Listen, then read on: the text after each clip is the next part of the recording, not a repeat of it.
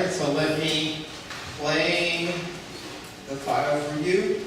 What I want you to do is, if you have your own paper or somewhere you can write on, you can try to take notes using all of the things that we've learned these 4 weeks. So all about either any style you want to take notes in columns or in lists and points, using telegraphic language, using symbols, abbreviations. Try to take notes in whatever way you want using some of the things that we've learned this month.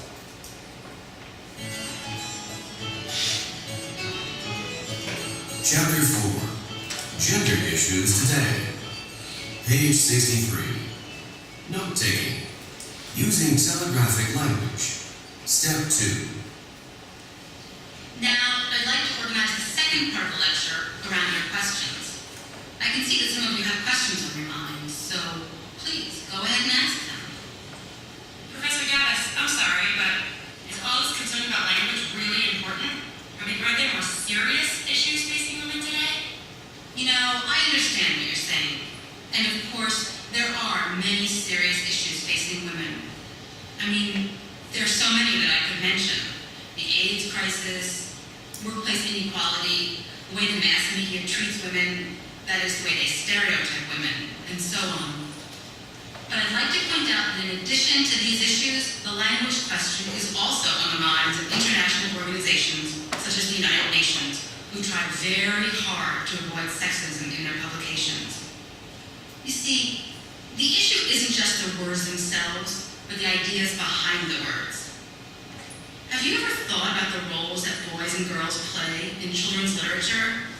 It often seems that the boys are the ones having all the fun, having adventures and so on, while the girls just stand in the background smiling sweetly. You see, women tend to be pushed to the background in society. By focusing on the language we use about women, we may be able to change their expectations. I have a question about the relationship between the way we think and the way we talk. For example, if we say chair instead of chairman, do you really think we'll start imagining more women in powerful positions? Again, that's a very interesting question. And yes, it's true that we don't completely understand the relationship between language and thought. So, does what we say affect what we think? The answer is probably yes. I, for one, would say that if we speak about people in certain ways, that definitely has an influence on the way we think about them. Imagine a little girl who grows up hearing chairman, chairman, chairman. What is she going to think of when she hears this word? A man, of course. We must give young people the idea that women can also enter the professional world and be successful. Any more questions? Professor Gaddis, does this controversy about how we use language exist in other languages too? Yes, it's definitely receiving more and more attention worldwide. But remember that the feminist movement, which is so active in the United States, has been a major force behind the move to avoid sexist language. It's a complicated issue, however, because the issues of gender and language change from one language to the next. For example, nouns don't have a gender in English, but there are 2 genders for nouns in Spanish, masculine and feminine. And German has 3 gender groups. Some nouns are masculine, others are feminine, and there's a 3rd category, which isn't masculine or feminine. So, each language has its own gender issues. You might want to take a look at some newspapers and magazines to see how they avoid sexism in English. Well, we'll have to leave it there for today. Thank you. Thank you. Okay. See if you wrote notes or if you wrote down answers or whatever you wrote down, would you like to share it with your partner and see if you heard similar things?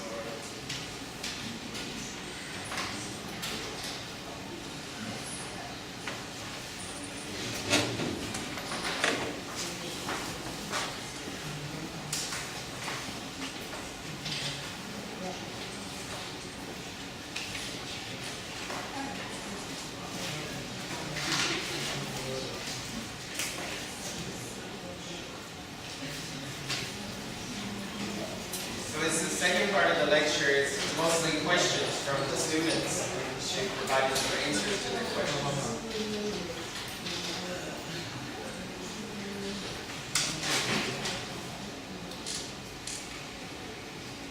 Now let's listen one more time, and then we can go over the questions in class. Using telegraphic language. And their questions. Now, I'd like to organize the second part of the lecture around your questions. I can see that some of you have questions on your minds, so please go ahead and ask them. Professor Gaddis, I'm sorry, but is all this concern about language really important? I mean, are there more serious issues facing women today? You know, I understand what you're saying. And of course, there are many serious issues facing women. I mean, there are so many that I could mention. The AIDS crisis, workplace inequality, the way the mass media treats women, that is the way they stereotype women, and so on. But I'd like to point out that in addition to these issues, the language question is also on the minds of international organizations such as the United Nations, who try very hard to avoid sexism in their publications. You see, the issue isn't just the words themselves, but the ideas behind the words. Have you ever thought about the roles that boys and girls play in children's literature? It often seems that the boys are the ones having all the fun, having adventures and so on, while the girls just stand in the background smiling sweetly. You see, women tend to be pushed to the background in society. By focusing on the language we use about women, we may be able to change their expectations. I have a question about the relationship between the way we think and the way we talk. For example, if we say chair instead of chairman, do you really think we'll start imagining more women in powerful positions? Again, that's a very interesting question. And yes, it's true that we don't completely understand the relationship between language and thought. So, does what we say affect what we think? The answer is probably yes. I, for one, would say that if we speak about people in certain ways, that definitely has an influence on the way we think about them. Imagine a little girl who grows up hearing chairman, chairman, chairman. What is she going to think of when she hears this word? A man, of course. But we must give young people the idea that women can also enter the professional world and be successful. Any more questions? Professor Gaddis, does this controversy about how we use language exist in other languages too? Yes, it's definitely receiving more and more attention worldwide. But remember that the feminist movement, which is so active in the United States, has been a major force behind the move to avoid sexist language. It's a complicated issue, however, because the issues of gender and language change from one language to the next. For example, nouns don't have a gender in English, but there are two genders for nouns in Spanish, masculine and feminine. And German has three gender groups. Some nouns are masculine, others are feminine, and there's a third category which isn't masculine or feminine. So each language has its own gender issues. You might want to take a look at some newspapers and magazines to see how they avoid sexism in English. Well, we'll have to leave it there for today. Thank you. Now complete the steps in your book. All right, so try to take The us up. program continues on the next CD.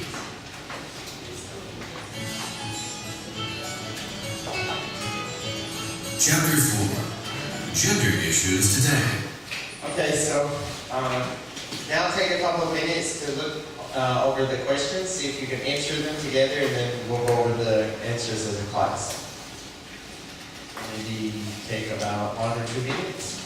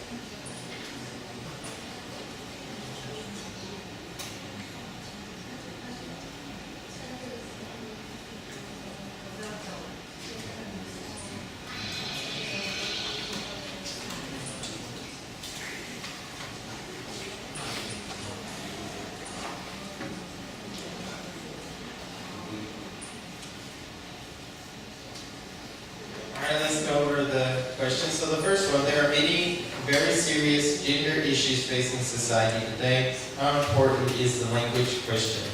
So the professor said she thought it was very important because it's an issue that many international organizations will consider.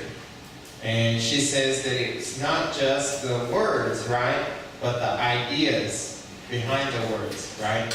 And then she gave the example about children's literature, right? And she said that boys are always having all the fun in the stories and the girls are just sitting in the background, right? And she said this kind of stuff will definitely affect women because it will have a bad effect on the way people think about women. All right, how about the second question? If we change the way we talk about people, does that mean we change the way we think about them? And she says that the professor said the way we think, the way we talk does have an influence on the way we think. Yeah? And she said and then she gave the example about if a child, chairman, then the kid will of course think that chairman can only be a man because they'll keep hearing the word man. Okay? And they'll think women cannot hold authoritarian roles. Only men can take on those kind of authoritarian roles. Number 3, does gender-specific language occur in other languages besides English? Does the same controversy exist everywhere about using gender-neutral language? So the professor said it's getting more attention worldwide, and she shows that she gives examples to show that every language has their own gender issues. She showed some languages have male and female, and some have male, female, and neutral or certain nouns. Yep. All right. So let's move on to page 64 in the time we have remaining. So now what we're going to try to do is apply the knowledge that we gained from the lecture to use in the real world. So in the small box it says, finding ways to apply what you have learned is a good way to deepen your understanding of new subject matter. So it says, look at the cartoon. What does it say? How does it relate to the lecture? So I want you to read the cartoon caption, look at it, see if you can figure out what the cartoon, if it's making fun of something, what does it mean? What do you think the cartoon is trying to say? And how do you think it's related to the lecture? See if you can figure it out, and then we'll discuss it as a class. So I'll give you maybe 4 minutes to discuss the cartoon.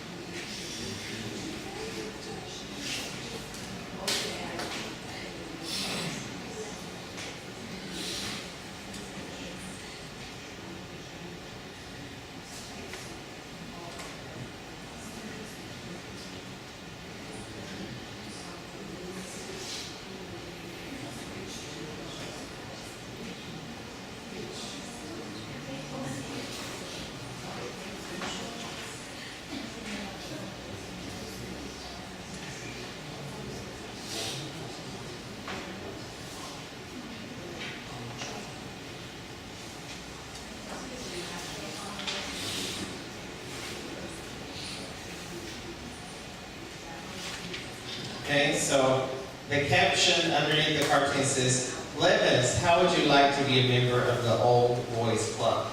So what makes this cartoon funny, or trying to be funny, is, okay, and actually it still happens now, like in the business world, when you want to be promoted in the business world, you need to be a part of, this not a real club, but it's like, okay, everybody are kind of friends, and they will make sure that their friends get promoted, and they will help each other. And then this before, because women were not in business, so this got a nickname of the Old Boys Club. But now women are in business. So even though women are in business and they need to be promoted, and also they need to socialize too, right? Because so, it's like business has,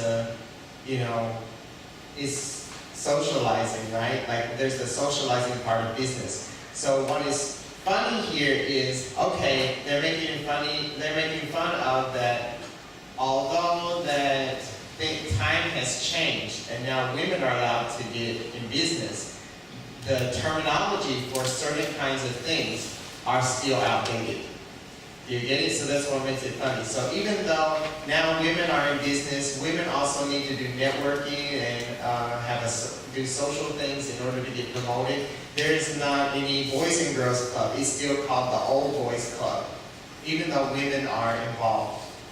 So it's making a joke. Of course, they wouldn't ask her to join.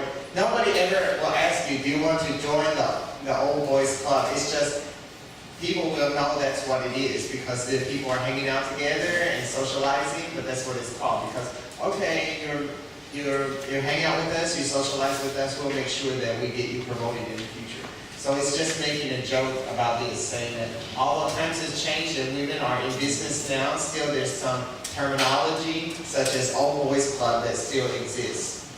And that's what makes it kind of ironic or sarcastic. They just asked her directly, does she want to join? And also because, of course, the Old Boys Club was for men only before, and they're kind of making fun of this and making fun of the terminology. Okay, it's a cold joke, not really funny. But that's how it relates to the lecture. Alright, so we will end here, but of course if you want to do number 2 at the bottom on your own, you can. It's trying to correct the student's essay and make it more gender neutral. So I'll see you guys next week. And next week we'll do some reading, news reading. Ooh. Are you excited? No, me neither. Okay, I'd rather have listening, but I'll try to make it fun. I'll design some activities in the class. So I'll try to make it a lot more fun. Okay, see you next week.